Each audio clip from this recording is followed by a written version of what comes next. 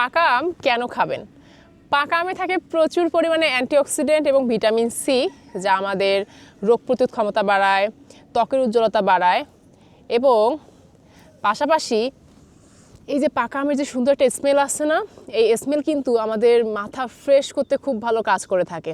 অনেক সময় দেখবেন মানসিক অনেক প্রেশার কাজ করছে, ভালো লাগছে না, তখন এই পাকা আমের ঘ্রাণ, এর স্বাদ কিন্তু মাথা রিফ্রেশ করে দেয়, কারণ এক ধরনের হরমোন নিঃসরণ ঘটে। তো পাকা আম বেশি বেশি খাবেন।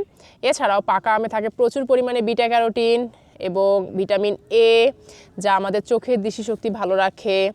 এই পাকা আম আমাদের হজম শক্তি বাড়ায়, কোষ্ঠকাঠিন্য দূর করে। এছাড়াও প্রচণ্ড গরমে পাকা আম খেতে পারেন, কারণ পাকা আমে থাকে প্রচুর পরিমাণে পানি। এই দেখেন কি পরিমাণ রস, মাশাল্লাহ। সো এই পাকা আম খেলে পানির ঘাটতি পূরণ হয়।